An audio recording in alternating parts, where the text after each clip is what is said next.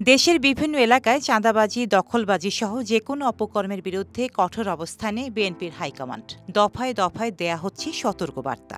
দলটির ভারপ্রাপ্ত চেয়ারম্যান তারেক রহমান কেন্দ্রীয় নেতাদের পাশাপাশি তৃণমূলের নেতাকর্মীদের সঙ্গে মতবিনিময়ে কড়া হুঁশিয়ারি দিচ্ছেন। হুঁশিয়ারির পরও বিভিন্ন স্থানে বিএনপিও তাদের অঙ্গ সংগঠনের নামে চলছে চাঁদাবাজি।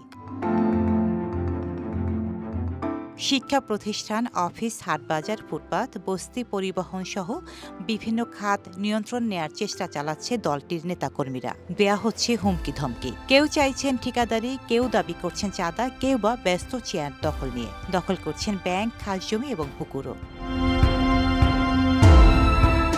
বিএনপির ভারপ্রাপ্ত চেয়ারম্যান তারেক রহমানের ঘনিষ্ঠরা জানিয়েছেন, এ ব্যাপারে তিনি কোনো ছাড় দেবেন না। যত বড়ই নেতা হন, তাকে শাস্তি দেওয়া হবে। পৃথক দুটি ঘটনার বিষয়ে এরই মধ্যেই বিএনপির স্থায়ী কমিটির সদস্য সালাউদ্দিন আহমেদ এবং যুগ্ম মহাসচিব খায়রুল কবির খোকনের কাছে চাওয়া হয়েছে ব্যাখ্যাও। তারেক রহমান বলছেন, দলের নাম ভাঙিয়ে কিছু দুষ্কৃতিকারী দেশকে অস্থিতিশীল করার পায়তারা চালাচ্ছে। এদের সম্পর্কে সতর্ক থাকতে হবে এবং আইন শৃঙ্খলা বাহিনীর হাতে তুলে দিতে হবে। ভারপ্রাপ্ত চেয়ারম্যানের নির্দেশনা ইতিমধ্যে বাস্তবায়ন শুরু করেছেন দলীয় নেতাকর্মীরা। দেশব্যাপী নৈরাজ্য মোকাবেলা করে জনমনে স্বস্তি ফেরাতে কাজ করছেন তারা।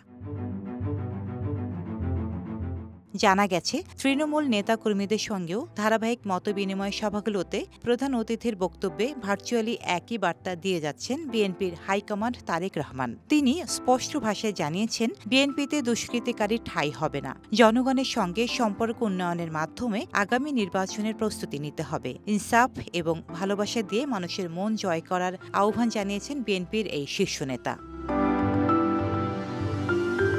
জনগণকে সঙ্গে নিয়ে দেশের স্থিতিশীলতা বজায় রাখতে এক হয়ে কাজ করে যাওয়ারও নির্দেশনা দেন তারেক রহমান। ডেস্ক রিপোর্ট, সাম্প্রতিক দেশকাল।